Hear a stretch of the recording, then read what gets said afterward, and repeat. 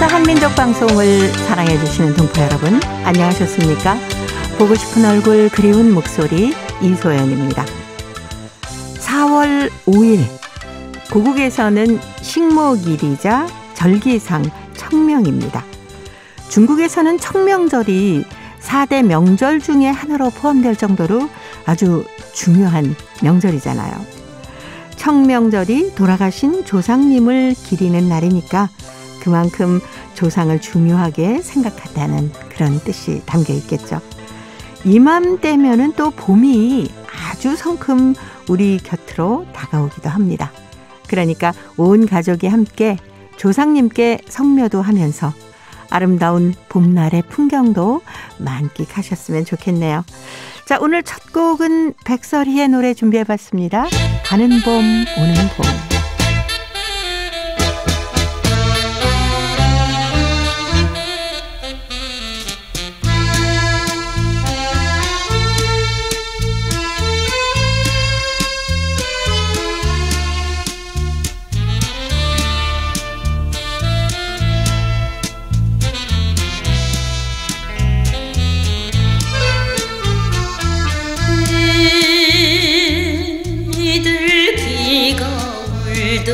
그 밤에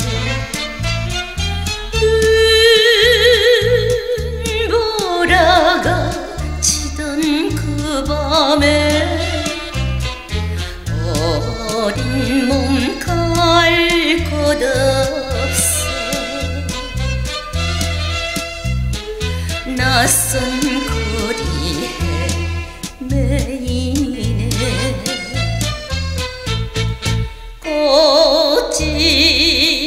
꽃집마다 찾아봐도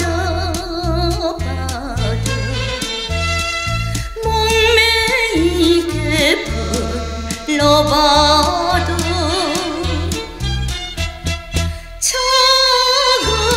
차가운 별빛만 홀로 세우네 울면서 세우네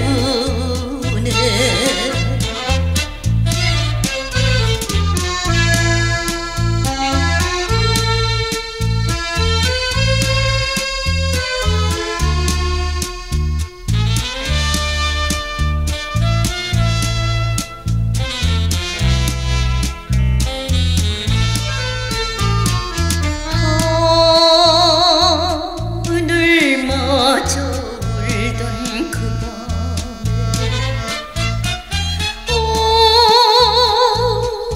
어머님을 이별을 하고 온 한 해 10년 세월 눈물 속에 흘러갔네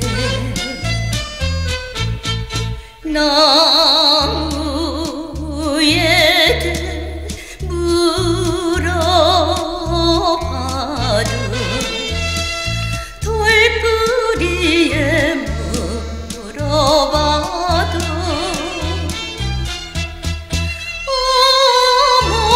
어머님 계신 곳을 알 수 없어라 찾을 길 없어라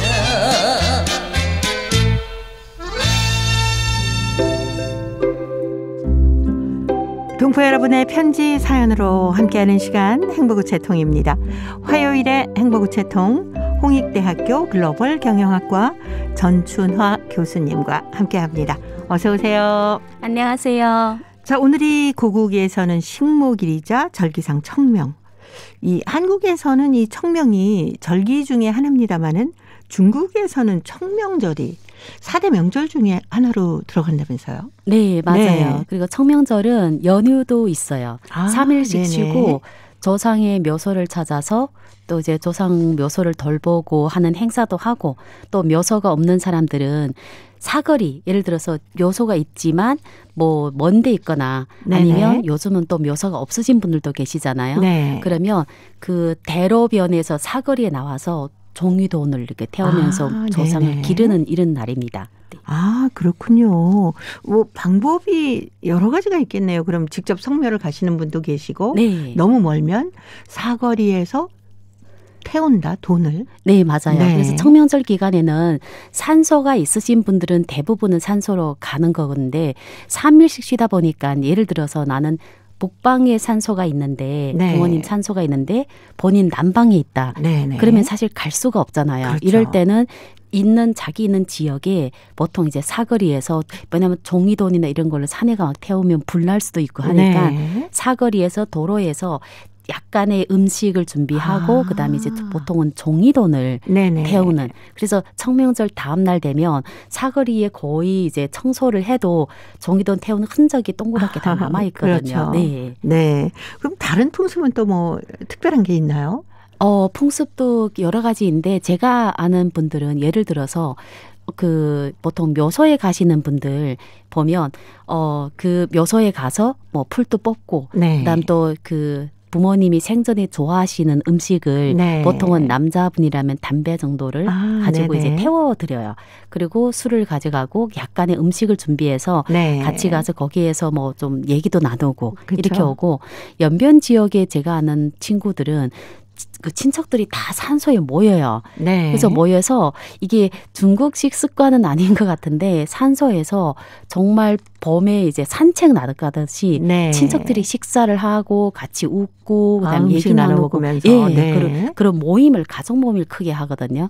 그래서 이 시기에 보통 또 연 날리기 막 이런 행사도 합니다. 연날리기도요? 왜냐하면 네. 요 시기가 봄 시기라서 봄바람이 있잖아요. 네. 그 바람이 있으니까 이 봄에 오면 굉장히 겨울 나면서 많은 질병들이 보통 일어나는 시기가 됩니다. 네. 예를 들어서 뭐 감기 걸리거나 코감기나 기관지나 그렇죠. 여러 가지 있는데 네. 이 연날리기를 하면서 질병을 다 날려버린다는 아. 의미로 이렇게 날리는 이런 나쁜 행사가 것을 있습니다. 좀 멀리 네. 띄어보내 버린다. 맞아. 그 안 좋은 것을 네네. 멀리 띄워서 보낸다라는 의미로. 그래서 아이들은 사실 뭐 질병 날리기보다는 재밌는 거죠. 마냥 그렇죠. 재밌게 노는 거죠. 네. 네.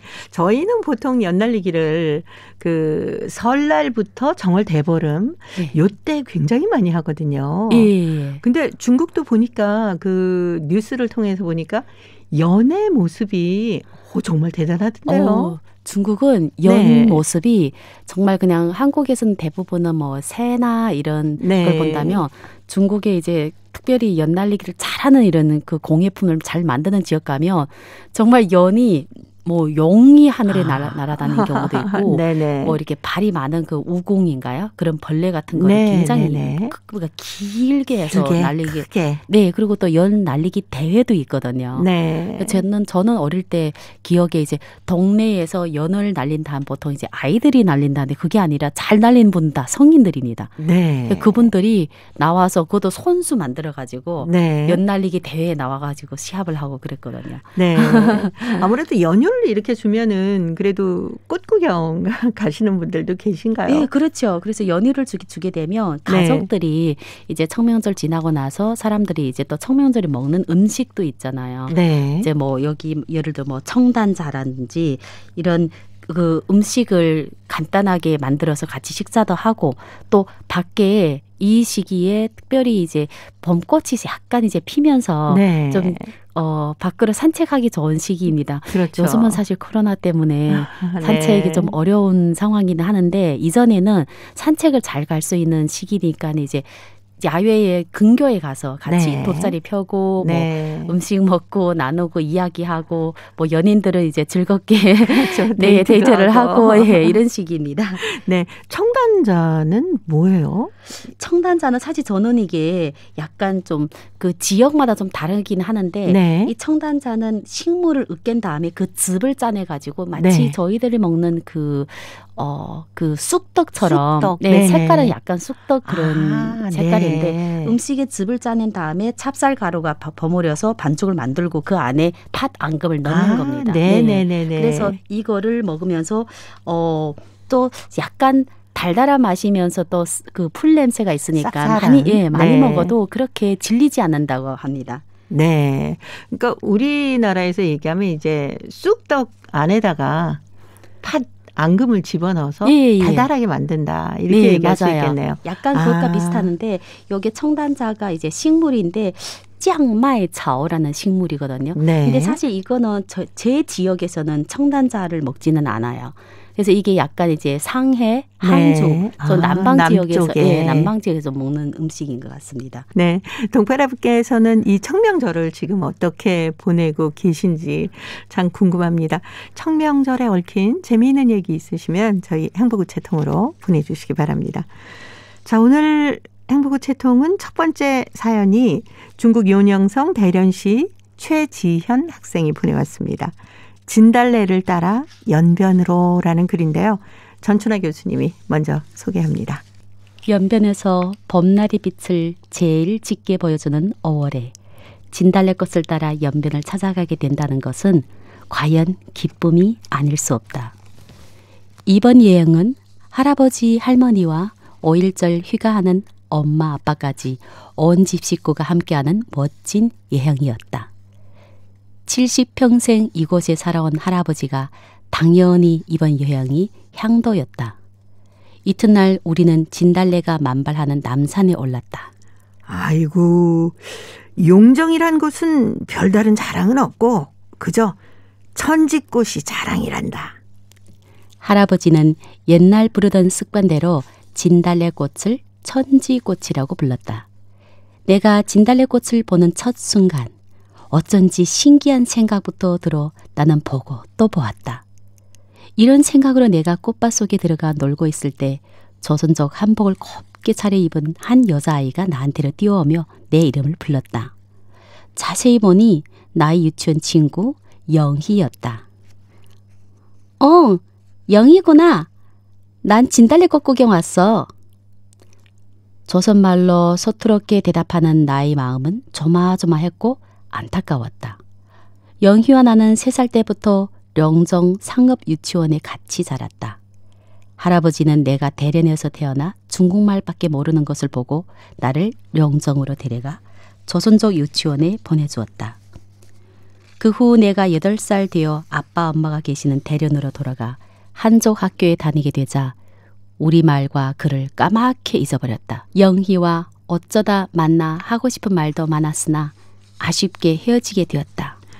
어떠냐? 이 꽃 구경도 하고 송아지 동무도 만나봤으니까 오늘은 하늘이라도 날아갈 기분이지.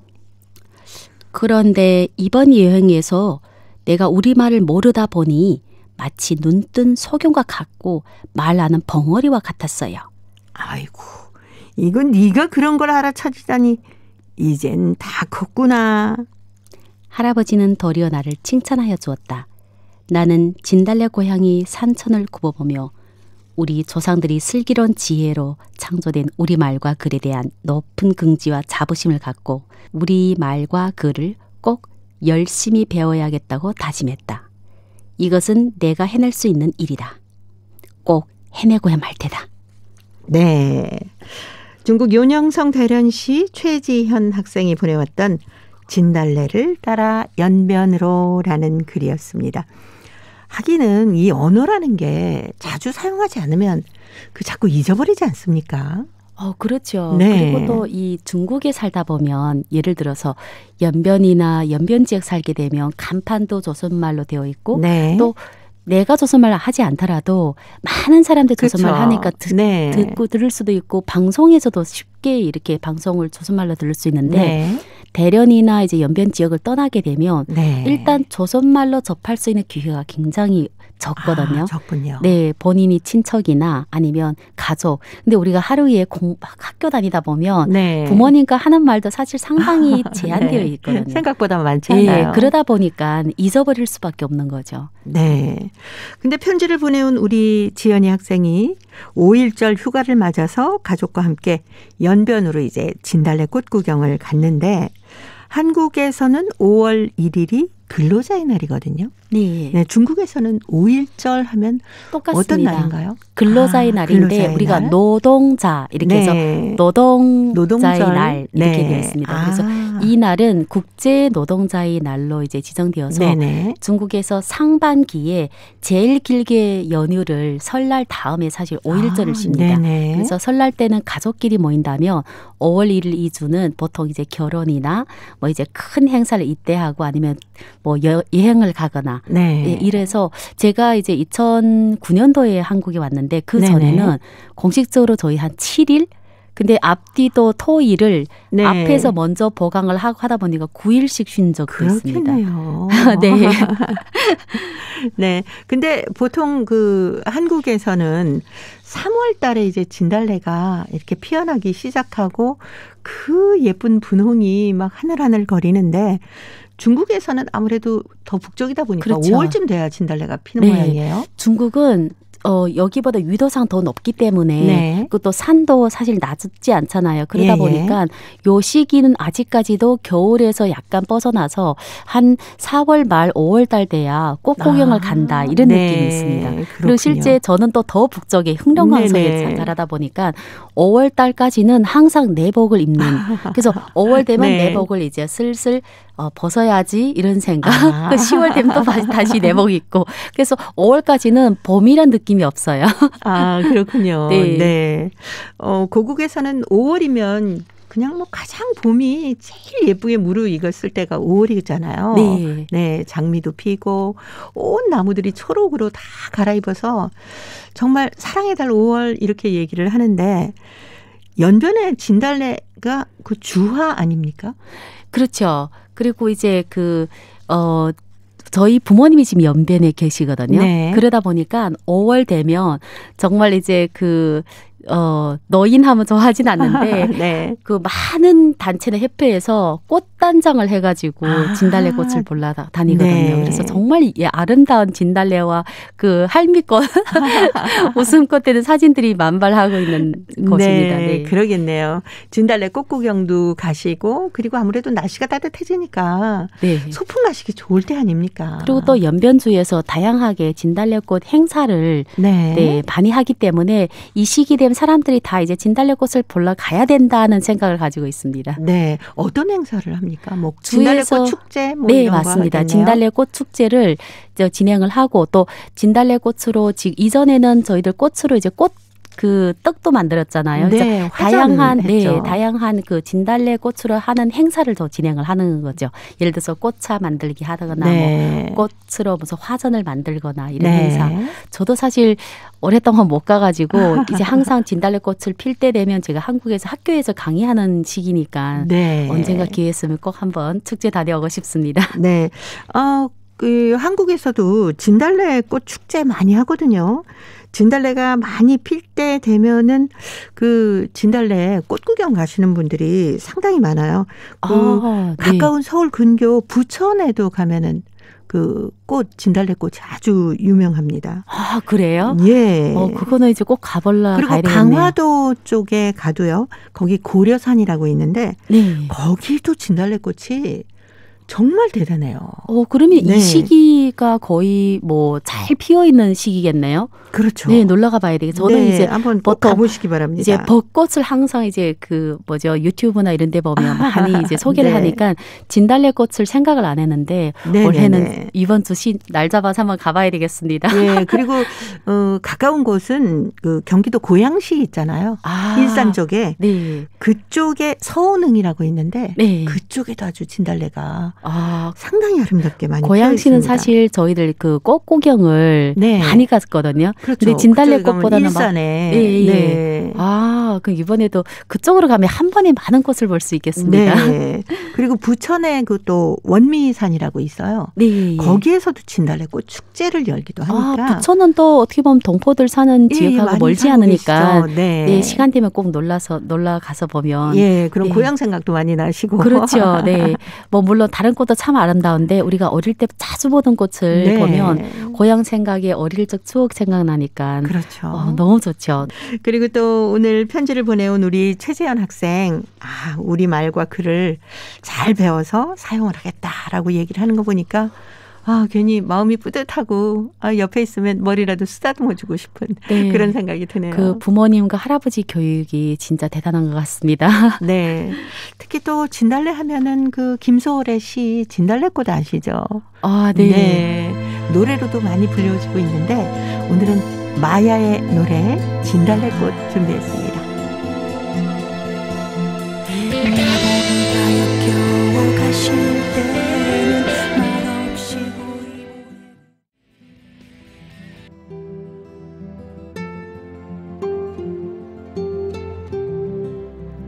동포 여러분의 따뜻한 사연으로 아름다운 추억을 만들어 드립니다.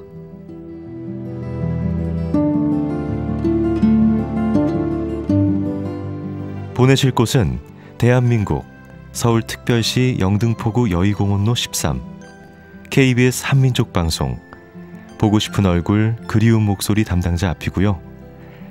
인터넷 주소도 알려드립니다. KBS 홈페이지 www.kbs.co.kr에 접속하신 다음 라디오, 한민족방송, 보고 싶은 얼굴 그리운 목소리를 순서대로 클릭하신 다음 청취자 참여 코너에 글을 남기시면 됩니다.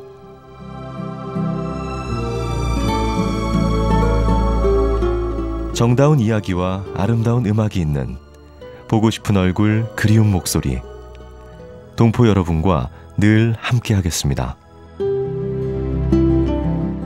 화요일의 편지 손님 홍익대학교 글로벌 경영학과 전춘화 교수님과 함께하고 있습니다. 자, 이번 두 번째 사연도 진달래꽃에 대한 얘기입니다. 중국 길림성 연길시 리명양 학생이 보내왔는데요. 소학교 4학년입니다. 진달래라는 글인데 제가 소개합니다. 세상에는 수많은 꽃들이 있다. 개나리꽃, 해바라기꽃, 나팔꽃. 그중에서 나는 연변의 꽃인 진달래가 제일 좋다. 진달래는 마치 연지를 바르고 연분홍 한복을 차려입은 새색시처럼 예쁘다. 사촌 언니가 시집을 갈 때 내가 꽃씨를 뿌렸는데 꽃씨를 뿌리면서 뒤를 돌아다 보았더니 언니의 한복이 그렇게도 연분홍색 진달래를 닮았었다. 그리고 언니의 볼에 바른 연지는 꼭 진달래꽃을 닮았다.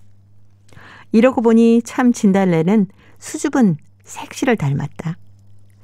진달래는 마치 연분홍색 리본을 메고 연분홍색 저고리를 걸쳐 입은 천진난만한 어린아이들 같다. 전번에 우리 학교 무용대들이 설날이 왔어요 공연하는 것을 텔레비전으로 시청을 했다. 그들은 연분홍색 저고리에 초록색 치마를 받쳐 입었는데 그 모습은 정말로 봄날에 산에 가서 본 진달래꽃을 닮았다. 그들이 손에 든 부채도 연분홍 진달래꽃 색상이었다. 왜서 우리 조선족 여인들은 개나리꽃, 해바라기꽃, 나팔꽃이 아닌 진달래꽃만을 유난히 닮았을까?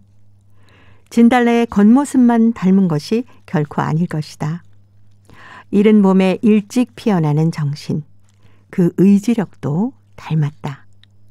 이제 4학년인 나는 아직 그 비밀을 다 알지는 모른다. 하지만 앞으로 그 비밀을 풀어낼 수 있을 것 같다. 그러니까 모든 꽃 중에서 나는 진달래꽃을 더 좋아할 수밖에 라는 글을 보내왔습니다. 근데 이 리명양 학생이 보내온 글 중에 우리 조선족 여인들은 진달래꽃을 닮았다라는 말은 정말 맞는 것 같아요. 그렇죠. 네. 그 기억에 지금은 저희들 한복은 보통 뭐 다양한 색깔로 되어 있는데 네. 어릴 때 한복하면 항상 분홍색이 굉장히 눈에 많이 띄었거든요. 네. 그리고 또 이제 그 무대에 올라가면 연지 꽃이 할 때 얼굴에다가 하는 네, 그래서 바르고. 그 아름다운 조선 여인들이 그 섹시들이 그 모습이 마치 네. 진달래꽃 같은 느낌. 그리고 꽃 하나는 그렇지만 또 꽃이 엄청 화려하진 않고 소박하면서 강한 의지를 가지고 있잖아요. 그렇죠. 그 추운 겨울에 네. 어떻게 보면 겨울 지나서 바로 아직 피는 꽃. 네, 꽃을 네. 핀다는 자체가 그래서 그러인지 진달래꽃을 보면 그냥 여자 네, 아름다운 섹시. 네. 그리고 그 모습과 색깔, 꽃잎파리가 좀 유난히 좀 얇고 네. 바람에 하늘하늘하지 않습니까? 그러면서도 떨어지지는 네. 않아요. 그러니까요. 네. 그리고 또 뭉치면 하나를 봤을 때는 네. 사실 그렇게 막 눈에 띄진 않는데 뭉치게 되면 온 산이 그냥 다 진달래로 이렇게 그렇죠. 물들여 붉게 있는. 물들어 있는. 네. 네. 특히 연변 지역은 진달래가 많기 때문에 아마 오늘 이렇게 진달래 얘기를 하다 보면 교수님 고향 생각도 나시고 부모님 맞아요. 생각도 더 많이 나실 것 같은데요. 또 그 얘기 하다 보니까 저는 네. 이제 진달래꽃 여인 하니까 정말 연변의 여성들 포함해서 조선족 여성하면 그냥 굉장히 강한 의지 네. 그리고 어떤 연약한 모습이 아니라 정말 그렇죠. 열정적으로 살아가는 모습을 네. 생각나게 하거든요. 네. 연변 지역은 아무래도 그 진달래가 많다 보니까 진달래로 화전을 부쳐서 뭐 먹기도 하고 네. 아까 청명절 얘기를 해주셨는데 저도 어렸을 때 엄마랑 같이 화전을 부치면서 그게 얼마나 예쁘든지 어린 마음에. 맞아요. 네. 화전을 붙일 때는 정말 장미꽃 이런 꽃은 네. 화전을 할 수가 없잖아요. 근데 없어요. 유난히 딱 진달래가 네. 딱 전 하나의 진달래 꽃이 딱 있으니까 너무 이뻐요. 네.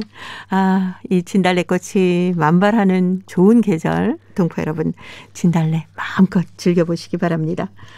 말로가 불러주는 진달래 들으면서요. 전춘화 교수님과는 다음 주에 또 뵙도록 하겠습니다. 고맙습니다. 감사합니다.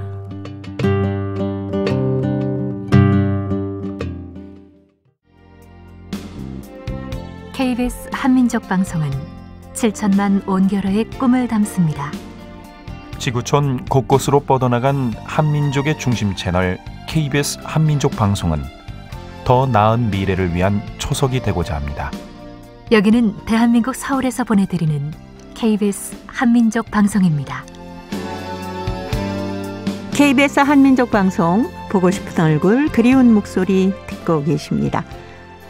자, 이제 동포 통신원들과 전화를 연결해서 여러분 계신 곳에 새로운 소식을 듣겠습니다. 통신원 리포트인데요. 오늘은 중앙아시아, 카자흐스탄 그리고 러시아 살린 지역의 소식 준비했습니다.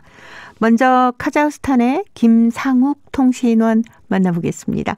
김상욱 통신원 안녕하셨습니까? 네, 안녕하세요. 카자흐스탄 알마티입니다. 네, 반갑습니다. 네, 반갑습니다. 카자흐스탄 국립고려극장에서 연극 흥부전이 초연됐다면서요. 네, 우리나라의 대표적인 판소리계 고전소설인 흥부전이 카자흐스탄 국립고려극장 배우들에 의해서 연극 무대에 올려졌습니다. 네. 이번 무대는 카자흐스탄의 이제 전통 명절인 나우루즈를 앞두고 고려인 동포들도 카자흐스탄 카자흐인들과 함께 이를 축하한다는 의미로 공연이 되었습니다. 지난달 공연된 이번 연극은요. 네. 우리 그 고려극장의 전설적인 극작가이자 연출가였던 고 태장춘 선생이 우리 고전소설 흥부전을 각색한 예. 그 대본에 따라서 김옐레나 감독이 연출한 무대였습니다. 네. 이번에는 관객들 중에 특히 어린이들과 함께 온 가족 관객들이 많았습니다. 아이들에게 이제 우리말로 공연한 연극을 보여주기 위해서 함께 왔다라는 마리나 씨를 극장에서 만났는데요. 네네. 욕심쟁이 놀부는 벌을 받고 제비의 다리를 고쳐준 흥부는 나중에 복을 받는다라는 교훈을 연극을 통해서 재밌게 가르칠 수 있어서 참 좋았다라고 이렇게 네. 소감을 말했습니다. 네. 근데 나우루즈 지난번에 한번 얘기를 들었었는데 그게 어떤 날이죠? 그 나우루즈는요, 이제 카자흐로 이제 새로운 날은 범투르크어로 또 이렇게 똑같은 이 나우루즈가 있는데요. 네. 그래서 쉽게 말하면은 이 카자흐스탄의 어떤 설날입니다. 네네네. 예, 우리 우리나라에서는 이 날이 이제 춘분에 해당되는 날인데요. 네. 그러니까 낮과 밤의 길이가 같아진 이 춘분을 과거 페르시아 문화권에서는 새해 첫날로 이제 설날로 큰 명절로 이렇게 지내 왔었습니다. 그러니까 그러다 보니까 카자흐스탄에 사는 우리 고려인 동포들은요, 새해 설날을 모두 이제 3번 맞이하게 됩니다. 네, 그러네요. 이제 예, 네. 통상 이제 1월 1일 신년 새해가 있고요. 네. 그 다음에 이제 우리 설날, 그러니까 네. 음력으로 지난 2월 1일 그 설날을 세웠고요. 그리고 이제 3월에는 카자흐인들의 설날인 나우루즈를 세게 됩니다. 이렇게. 네네. 복 많이 받으시기 바랍니다. 감사합니다. 예, 고려극장에 카자흐스탄 문화체육부 장관이 방문을 했다면서요? 예.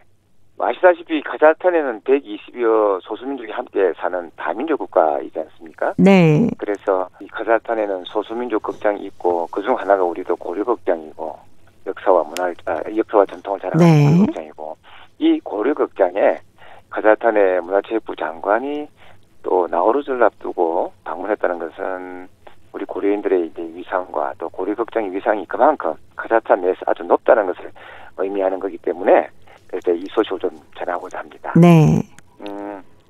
다우렌 나바예프 장관은요, 이 고려극장을 방문해서 극장의 재정 상황이나 또 배우 충원 현황 그리고 또 그 올해 공연 계획 등에서 이 브리핑을 받고요. 그다음에 배우 또 예술 감독, 극단 운영진들과 만나가지고 연극 창작의 발전 전망과 또 새로운 단계에 도달하는 비전에 대해서 대화를 나눴고 또 아주 심도 깊은 토론까지 배우들과 아주 나눴습니다. 네. 그리고 또 하나 잠깐 소식 전하면요. 지난달 17일에 고려극장장이 새로 바뀌었습니다. 예. 신임 고려극장장으로는 고려극장의 예술 감독을 맡아왔던 김옐레나 감독이 이번에 새로 고려극장장이 되었습니다. 그래서 네. 고려극장이 우리 고려인 동포들 속에서 더욱 사랑받고 더 활성화되고 또 수준 높은 공연작품들을 많이 이 무대에 올릴 것으로 기대가 아주 큽니다. 네. 역사와 전통을 자랑하는 고려극장 저희도 한번 꼭 방문해 보고 싶어지네요. 네. 자, 카자흐스탄 소식 오늘 여기까지 듣겠습니다. 김상욱 통신원이었습니다. 소식 잘 들었습니다. 네, 감사합니다. 네, 고맙습니다. 이어서 사할린으로 가봅니다. 배순신 통신원 만나볼까요? 배순신 통신원 안녕하셨습니까? 네, 안녕하세요. 반갑습니다. 네, 반갑습니다. 이 사할린주 한인협회가 사할린 동포 지원에 관한 특별법 문제로 회의를 열었다고 하는데 어떤 문제를 논의했나요? 네, 지난 3월 25일 유른 사할린시 한인문화센터에서 동포 200여 명이 모인 가운데 사할린주 한인협회가 사할린 동포 지원에 관한 특별법 문제로 회의를 열었는데요. 사할린주 한인협회 박순옥 회장은 우선 특별법에 따른 올해 연주교국 사업에 대해 설명했습니다. 그는 올해도 작년처럼 연주교국 대상자로 350명을 선정할 것이고 신청 기간은 3월 2일부터 6월 30일까지 알리며 선정된 연주교육 희망자들은 10월에 한국으로 떠날 계획이라고 재삼 상기시켰습니다. 요즘 동포들 사이에서 올해 영주귀국 신청을 하지 않으면 영주귀국을 아예 못할 것이라는 소문이 돌고 있습니다. 한국 외교부 관계자들과의 영주귀국 설명회에서는 사할린 동포 영주귀국 사업은 영주귀국을 원하는 1세 동포가 있을 때까지 지속할 것이라고 외교부 측이 밝혔다고 전했습니다. 네. 그리고 이번 회의에서 또 어떤 문제가 논의가 됐나요? 이번 모임에서 두 번째 문제로는 영주귀국 대상자에 포함되지 않은 2세 문제를 살펴보았습니다. 모국 방문, 영주귀국 등 혜택을 받지 못해 사망한 1세대들의 자녀들은 영주귀국 대상자로 되지 않은 것을 인정받지 못해 주한인회 측에서 이와 관련 사업을 하고 있다고 박순옥 회장이 발표했습니다. 사할린 동포 특별법으로는 영주귀국 대상이 너무 한정적이라는 비판이 많고 소수만이 법의 대상이 되어 과연 사할린 동포 다수를 위한 법인가라는 비판을 직면하고 있습니다. 사할린 동포 사회의 오랜 영원이었던 모국어로의 귀환을 한국 사회가 품을 수 있도록 법 개정과 적극적인 정책 시행 등의 노력이 필요하다는 목소리가 커져 사할린 사회계만 아니라 한국의 여러 단체들도 특별법 개정을 요구하고 있습니다. 법 개정을 위해 앞으로 2세 실태 조사가 필요한 것으로 예상됩니다. 네, 오늘 사할린 소식은 여기까지 듣도록 하겠습니다. 배순신 통신원이었습니다. 소식 잘 들었습니다. 네, 감사합니다. 네, 지난 3월 25일에 유즈노 사할린스크시 한인문화센터에서 동포 200여 명이 모인 가운데 사할린주 한인협회가 사할린 동포 지원에 관한 특별법 문제로 회의를 열었다고 하네요. 올해도 작년처럼 영주 귀국 대상자로 350명을 선정할 것이고요. 신청 기간은 3월 2일부터 6월 30일까지라고 합니다. 영주 귀국 희망자들은 10월에 한국으로 떠날 계획이라고 하는데요. 이 영주 귀국 사업은 2025년까지 본격적으로 실시될 계획입니다. 사할린 동포 영주 귀국 사업을 원하는 1세 동포가 있을 때까지 지속할 것이라고 외교부 측이 밝혔다고 합니다. 특히 또 영주 귀국 대상자에 포함되지 않은 2세 문제까지도요. 실태 조사를 바탕으로 새로운 데이터를 만들 계획이라고 하니까 사할린 동포 여러분 조금만 기다려 주시기 바랍니다. 자, 이제 퀴즈를 통해서 대한민국의 역사와 문화까지 배울 수 있는 퀴즈 한마당 이어집니다. 동포 여러분과 퀴즈로 하나 되는 시간. 퀴즈 한마당. 얼른 절해야지. 난 알지도 못하는데. 네 할아버지 할머니야. 난 얼굴 본 적도 없단 말이에요. 네가 태어나기 전에 돌아가셨으니까 얼굴은 당연히 못 뵀지. 그래서 지금 절 안 하겠다고? 에이, 누가 안 한대요. 이거 왔으면 똑바로 해야지. 자, 먼저 할아버지 할머니한테 술 한잔 올린 다음에 절 2번 하는 거 알지? 알아요. 명절 때, 제사 때 맨날 하는 거잖아요. 그렇지. 이제 됐죠? 잘했어. 네가 이렇게 절도 잘하고 이것도 하러 오니까 네가 건강하고 공부도 잘하는 거야. 내가 공부 잘하는 건 내가 열심히 공부해서죠. 그런 것도 있지만 할아버지 할머니가 잘 돌봐준 것도 있어. 엄만 끄떡하면 할아버지 할머니가 돌봐줬대. 나중에 크면 무슨 뜻인지 알게 될 거야. 알고 싶지 않아요. 자, 이거 끝났으니까 과일하고 떡 먹자. 올 때 차 엄청 막혔는데 갈 때도 막힐까요? 서울 올라가는 건 더 막힐 거야. 명절도 아닌데 왜 이렇게 차가 막히는 거예요? 이것철이니까 그렇지. 그럼 차 막히기 전에 얼른 가요. 잠깐만. 과일하고 떡은 싸갖고 가야지. 차에서 먹게. 엄마가 아들을 데리고 할아버지 할머니 묘에 이것을 갔네요. 그러게요. 한식이라 이것을 간 것 같죠? 네. 한식은 설날, 단오, 추석과 함께 4대 명절로 꼽힙니다. 한식은 보통 양력으로 4월 5일 무렵인데 올해는 4월 6일입니다. 한식의 대표적인 풍습으로 이것을 꼽을 수 있습니다. 한식날이면 조상들의 묘소나 사당을 찾아서 간단한 제사를 지내는데요. 이 제사를 이것이라고 합니다. 한식 이것은 한식날에 조상들의 묘 앞에 과일이나 떡을 차려놓고 제사를 지내는 풍습입니다. 이때는 한 해 농사가 시작되는 시기로 이것을 한 후에 겨울 동안 무너져 내린 조상들의 산소를 돌보기도 합니다. 자, 여기서 문제 나갑니다. 4월 6일이 한식이죠? 한식날이 되면 조상님의 묘를 찾아 떡과 과일을 차려놓고 제사를 지내는데요. 이것을 한식 제사라고 합니다. 한식 풍습 중 하나인 이것은 무엇일까요? 자, 보기 드립니다. 1번 성묘, 2번 단풍 구경, 3번 꽃구경. 정답을 보내주신 분 가운데 일주일에 한 분 추첨해서 소정의 상금이나 상품을 보내드립니다. 퀴즈 한마당 지금까지 성우 유선일, 한희정이었습니다. 네, 정말 저희 집도요. 매년 한식 때가 되면은 이걸 갑니다. 아무리 바빠도 가족들이 모여서 이것을 가는 댁이 많은데요. 한식 때 이것을 가느라 차가 막히긴 합니다. 그래도 오랜만에 가족들이 모이는 계기도 되고요. 또 이맘때가 되면은 꽃도 많이 펴 있기 때문에 나들이 하는 기분으로 가서 이것을 한 후에 음식을 나눠 먹기도 합니다. 갈 때는 차가 막혀서 힘들기도 하지만 갔다 오면은 참 기분이 뿌듯하더라고요.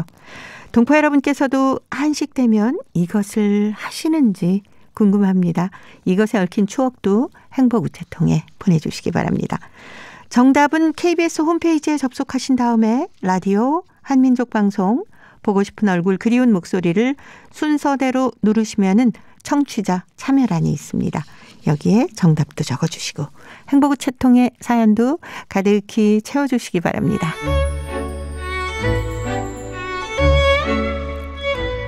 고려인들의 역사를 재조명하고 그들의 삶의 애환을 살펴보는 시간 고려인 이야기. 사단법인 고려인마을 역사유물전시관의 김병학 관장님 전화 연결해서 만나보도록 하겠습니다. 관장님 안녕하셨습니까? 네, 안녕하십니까? 지난 시간에 저희가 한진 작가의 첫 소설 밤길이 끝날 때를 신문에 연재하게 된 얘기까지 들었는데요. 한진 작가가 연재한 신문이 그게 바로 레닌기치 아닐까요? 네, 맞습니다. 네. 이제 레닌기치라면은 이게 레닌의 깃발이라는 뜻인데, 네. 이 신문은 이제 고려인들이 강제이주 돼가지고 그 강제이주 되기 전에 선봉이라는 신문이 있었는데 강제이주 직전에 이게 폐간됐죠. 그리고 강제이주 돼가지고 이듬해 1938년 5월 15일에 레닌기치라는 이름으로 복간이 됩니다. 이것은 강제 이주 이후 중앙아시아 고려인들에게 유일한 모국어 신문이었습니다. 네. 그래서 고려인들이 자기들의 생활상을 모국어로 이렇게 그 기사를 올릴 때도 당연히 이 신문이고, 특히 중요한 것은 연해주에서 양성된 이 문인 예술인들이 참 많았는데 이분들이 이 문학 작품을 쓰고 싶은 욕구가 아주 강렬했는데 그것을 이렇게 실어주고 해소할 신문이 오직 이제 레닌기치였습니다. 네. 그리고 이 신문에 많은 작가들이 작품을 쓰고 또 시를 쓰고 소설을 쓰고 평론을 쓰고 서로 평가하면서 새로운 작가를 발굴하고 그러면서 중앙아시아의 이 한글, 네. 모국어를 이렇게 줄기차게 지켜왔던 것이죠. 그래서 한진 작가의 작품도 당연히 이 신문 레닌기치에 실렸던 겁니다. 네. 뭐 레닌기치가 유일한 모국어 신문이기 때문에 여기에 소설을 연재하는 게 좀 더 특별한 의미가 있지 않을까요? 이제 이게 굉장히 특별했던 게요. 네. 당시에 강제이주 이전에 네. 연해주에 살았을 때는 1923년 3월 1일에 창간된 선봉신문이 있었고 그 신문 이외에도 17개의 크고 작은 모국어 신문이 있었습니다. 그래서 네.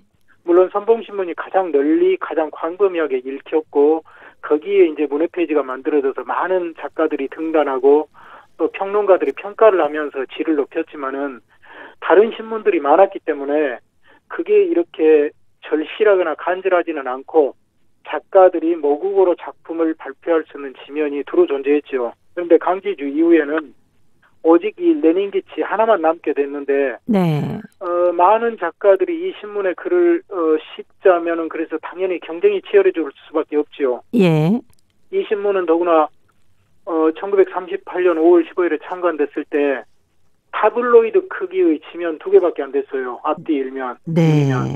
이 작은 신문에 물론 이제 시대가 좀 지나면서 점차 신문 지면도 늘고 크기도 커지고 발행 횟수도 늘었습니다만은 당연히 중앙아시아로 이주된 거의 20만에 가까운 우리 고려인들 중에 이 다양한 그 작가들, 이 사람들이 작품을 실으려면 경쟁이 치열할 수밖에 없었고, 그래서 이 신문에 작품이 실린다는 것은 이미 등단의 기회가 마련됐다는 것이고, 네. 그만큼 작품성을 평가받았다는 의미로서 대단히 이렇게 자랑스럽고 그 어떤 뭐랄까요? 기쁜 네. 그러한 상황이라고 봐야죠. 네네. 이 독자들의 반응도 대단했을 것 같은데요. 그렇습니다.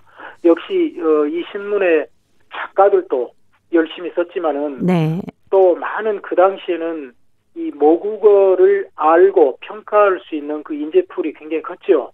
당시에 고려인들은 모국어를 거의 대부분이 구사하고 있었고 당시에 또 문학 작품을 쓸 정도는 아니어도 독자로서 그걸 아주 감명 깊게 읽고 평가할 수 있는 수준에 있는 분들도 많았기 때문에 네. 독자들의 이런 그 평가 반응도 굉장히 중요했습니다. 그래서 당시에 작품들이 실리면 평론가들도 이렇게 평론을 했지만은 일반 독자들도 그것을 보고 나름대로 이렇게 평가와 평론을 내리면서 초기에 굉장히 고려인들의 한글 문학이 뜨거운 열기 속에서 이렇게 유지됐던 걸 알 수가 있습니다. 네.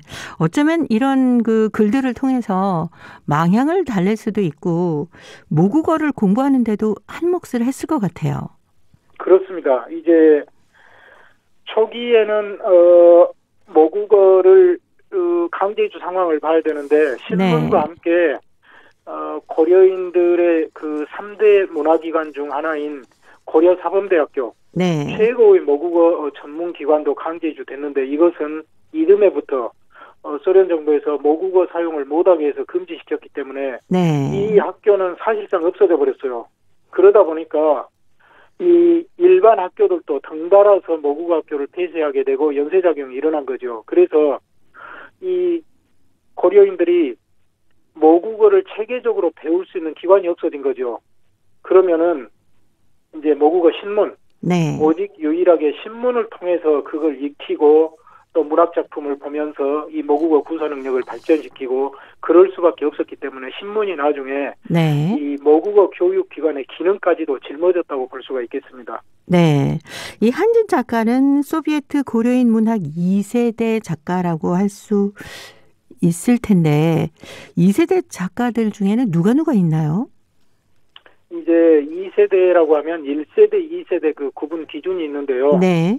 1세대 작가들은 강제주 이전 연해주 지역에서 태어나서 거기서 모국어를 익히고 활동을 했던 분들. 이분들이 1세대고 이제 한글 문학작가 고려인 2세대는 강제주 이후에 태어났거나 그 이후에 유입된 분들인데 애석하게도 아까 제가 말씀드렸듯이 강제주 돼가지고 고려인들의 최고의 모국어 교육기관인 고려사범대가 폐교가 됐죠.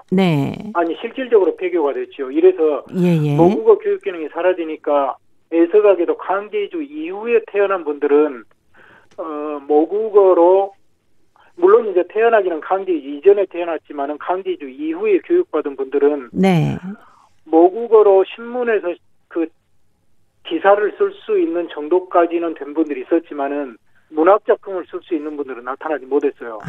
그래서 아쉽게도 이제 외부에서 유입이 됐는데 참 다행인 것은 1950년대 초반에 소련에 있는 모스크바에 있는 전 연맹 영화대학교에 유학했던 북한의 망명 유학생들. 이 유학생들이 1958년에 일단의 유학생들이 10여 명이 망명을 하거든요. 이분들이 인재였기 때문에 나중에 이 1세대들의 뒤를 이어받아서 모국어 신문 레닌기치나 또 극장에 들어가서 희곡을 쓰고 하면서 오히려 이분들은 1세대의 그 작품성을 뛰어넘어서 미학적으로 세련되게 발전시켰기 때문에 이분들을 2세대라고 부르는데 이분들이 되게 거의 북한에서 이렇게 망명한 유학생들 중심으로 2세대 한글문학 작가군을 형성했습니다. 자, 오늘 고려인 이야기 고려인 문학 2세대 작가로 활동한 한진 작가에 대한 얘기 살펴봤습니다. 오늘도 사단법인 고려인 마을 역사유물전시관의 김병학 관장님이었습니다. 다음 주에 또 뵙겠습니다. 네, 감사합니다. 네, 고맙습니다. 오늘도 함께해 주신 동포 여러분 고맙습니다. 내일 찾아오겠습니다. 안녕히 계십시오.